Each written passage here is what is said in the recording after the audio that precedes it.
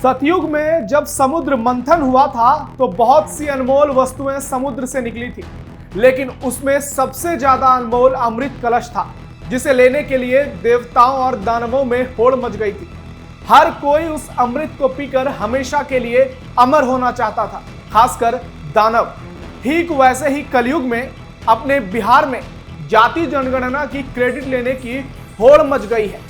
हर कोई इसे अपने साथ जोड़कर सियासी इतिहास में अमर होना चाहता है।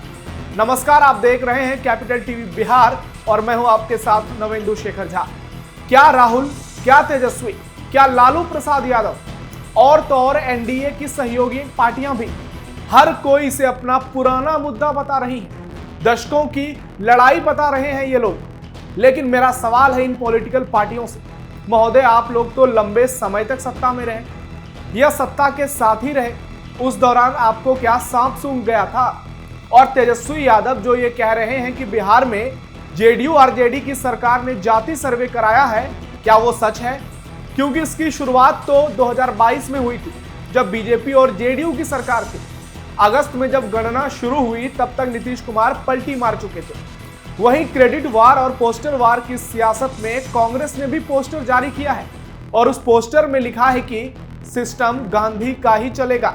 हालांकि उस पर लिखना चाहिए था कि वो किस गांधी की बात कर रहे हैं, महात्मा गांधी या फिर गांधी परिवार जो इस देश को अपना जागीर मानता है।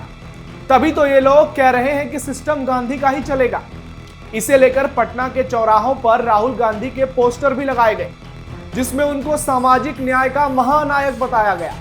अब बड़ा सवाल यहां से शुरू होता है, क्रेडिट राहुल गांधी को भी चाहिए, क्रेडिट लालू प्रसाद यादव और तेजस्वी यादव को भी चाहिए, जबकि कुछ एनडीए वाले भी क्रेडिट लेने की होड़ में पीछे नहीं है। हालांकि इस सवाल का जवाब तो बहुत जल्द मिलेगा। चलिए आपको बताते हैं कि जाति जनगणना का बिहार विधानसभा चुनाव में क्या असर होगा और इसका लाभ किस पार्टी को सबसे ज्यादा मिलेगा। क्रेडिट वार की इस लड़ाई का किंग कौन होगा, और सबसे बड़ी बात, विपक्ष का क्या एक बहुत बड़ा मुद्दा मोदी ने हाईजैक कर लिया है। जाति जनगणना से किसका होगा फायदा? क्या बैकफुट पर पहुंचे तेजस्वी राहुल? क्रेडिट वार की लड़ाई में कौन मारेगा बाजी? बिहार चुनाव में क्या होगा फैसले का असर? देश में जाति जनगणना को लेकर मोदी सरकार ने बुधवार को कैबिनेट मीटिंग में बड़ा फैसला लिया और इस मुद्दे पर विपक्ष के गुब्बारे की हवा भी निकाल दी। सरकार ने आगामी जनगणना के साथ ही जातीय जनगणना कराने का फैसला कर लिया। सरकार ने विपक्षी दलों के सियासी तर्कश से एक बड़ा तीर निकाल लिया है। विपक्ष के तमाम बड़े नेताओं ने उसका मुद्दा जो जोर शोर से उठा रहे थे, वो मुद्दा ही पीएम ने छीन लिया। इसमें सबसे बड़ा नाम राहुल गांधी, तेजस्वी यादव और अखिलेश यादव का है। पिछले कुछ समय से विपक्ष एक नारे पर सबसे ज्यादा जोर देते आया है और वो है, जिसकी जितनी भागीदारी उसकी उतनी हिस्सेदारी। इसके लिए सभी नेता जातीय जनगणना की पहली सीढ़ी इसको बताए आए हैं। इस फैसले के यूं तो हर राज्य में अलग अलग प्रभाव है, लेकिन बिहार में इसका प्रभाव सर्वाधिक देखने को मिल सकता है। वो कैसे, आइए आपको बताते हैं, लेकिन बात पहले क्रेडिट वार की करते हैं। लालू तेजस्वी राहुल क्रेडिट लेने में सबसे आगे। केंद्र सरकार के जातीय जनगणना कराने के फैसले के बाद बिहार में सियासी बिसात बिछनी शुरू हो गई है, क्योंकि प्रदेश में कुछ ही महीनों बाद विधानसभा चुनाव होने वाले हैं। इसकी शुरुआत पटना में कांग्रेस के पोस्टर से हुई। इसमें राहुल गांधी को सामाजिक न्याय का महानायक बताया गया, जबकि राहुल पहले ही इसमें अपनी जीत मान चुके हैं। वो कह रहे हैं कि सरकार को उन्होंने अपने आगे झुका दिया है। वहीं आरजेडी सुप्रीमो लालू प्रसाद यादव ने सोशल मीडिया प्लेटफॉर्म एक्स पर लिखा कि मेरे जनता दल के राष्ट्रीय अध्यक्ष रहते दिल्ली में हमारी संयुक्त मोर्चा की सरकार ने 1996-97 में कैबिनेट से 2001 की जनगणना में जातीय जनगणना कराने का निर्णय लिया था, जिस पर बाद में एनडीए की वाजपेयी सरकार ने अमल नहीं किया। 2011 की जनगणना में फिर जातिगत गणना के लिए हमने संसद में जोरदार मांग उठाई। लालू प्रसाद यादव ने आगे लिखा कि मैंने, मुलायम सिंह यादव ने और शरद यादव ने इस मांग को लेकर कई दिनों तक संसद को ठप भी किया। आगे वो लिखते हैं, हम समाजवादी जैसे आरक्षण, जाति गणना, समानता, बंधुत्व, धर्मनिरपेक्षता इत्यादि 30 साल पहले सोचते हैं। उसे दूसरे लोग दशकों बाद फॉलो करते हैं। जातीय जनगणना की मांग करने पर हमें जातिवादी कहने वालों को करारा जवाब मिला है। अभी बहुत कुछ बाकी है, इन संघियों को हमारे एजेंडे पर नचाते रहेंगे, ये कहना है आरजेडी सुप्रीमो लालू प्रसाद यादव का। परिसीमन से पहले होगी जाति जनगणना। वहीं तेजस्वी यादव कह रहे हैं कि जातिगत जनगणना परिसीमन के पहले होनी चाहिए और फिर जिस तरह दलितों, SC/ST और आदिवासियों के लिए संसद और राज्य की विधानसभाओं में सीटें आरक्षित हैं, उसी तरह OBC और अति पिछड़े वर्गों के लिए भी संसद और चुनावों में सीटें आरक्षित होनी चाहिए। तेजस्वी ने यह भी कहा कि जब हमने बिहार में जातिगत सर्वेक्षण के आधार पर आरक्षण को बढ़ाकर 65% किया था, तब भी हमने केंद्र सरकार से मांग की थी कि इस प्रावधान को अनुसूची 9 में शामिल किया जाए, लेकिन अब तक भारत सरकार ने ऐसा नहीं किया है और उसे कोर्ट में फंसा दिया है। ये हमारी मांग रही है और ये हमारी ही जीत है। इनके बयानों से आप अंदाजा लगा सकते हैं कि क्रेडिट वार में ये अपने आप को सबसे ऊपर क्यों मान रहे हैं। गिरिराज सिंह का विपक्ष पर करारा पलटवार। आरजेडी और कांग्रेस के क्रेडिट वार पर बीजेपी नेता गिरिराज सिंह ने निशाना साधते हुए कहा कि कांग्रेस में हिम्मत है तो इस फैसले पर बहस करे।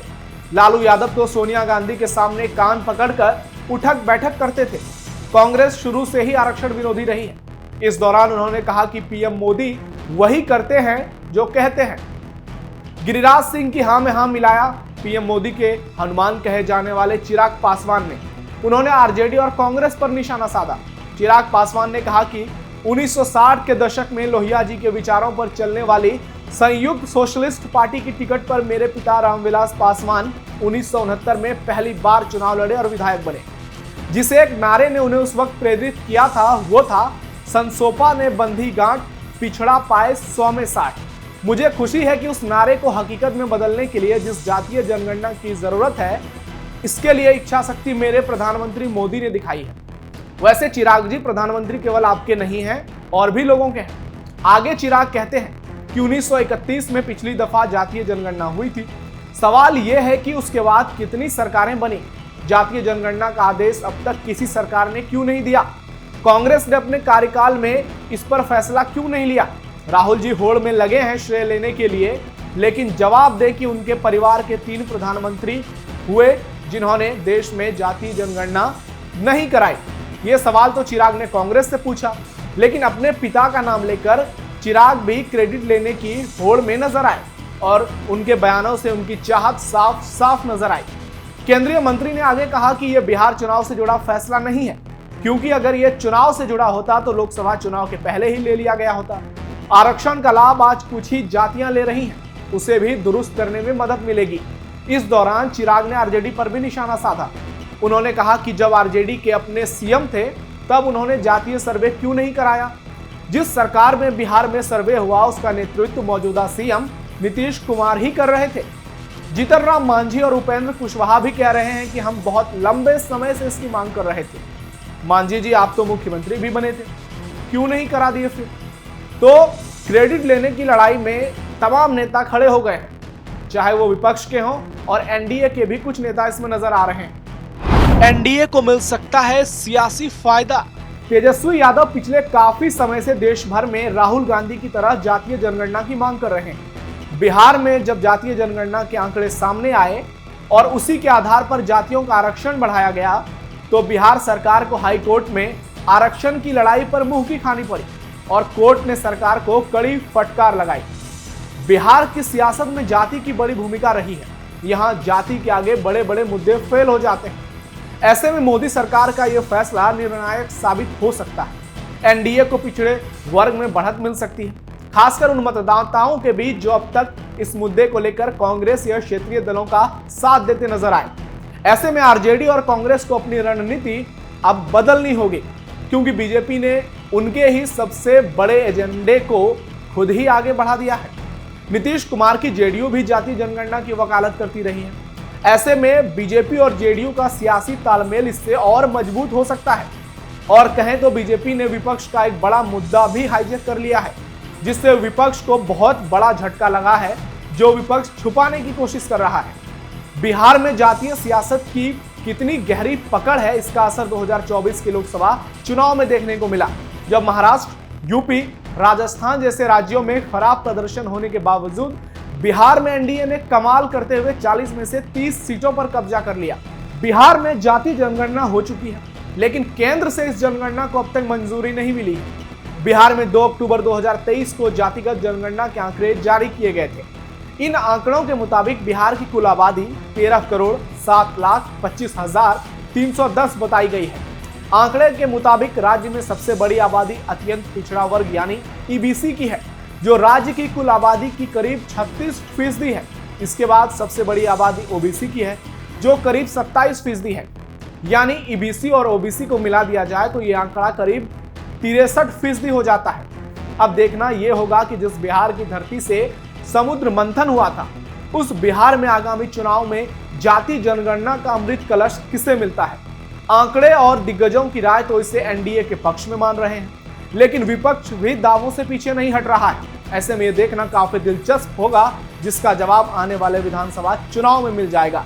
फिलहाल स्पेशल स्टोरी में इतना ही। आप जुड़े रहिए कैपिटल टीवी बिहार के साथ। नमस्कार।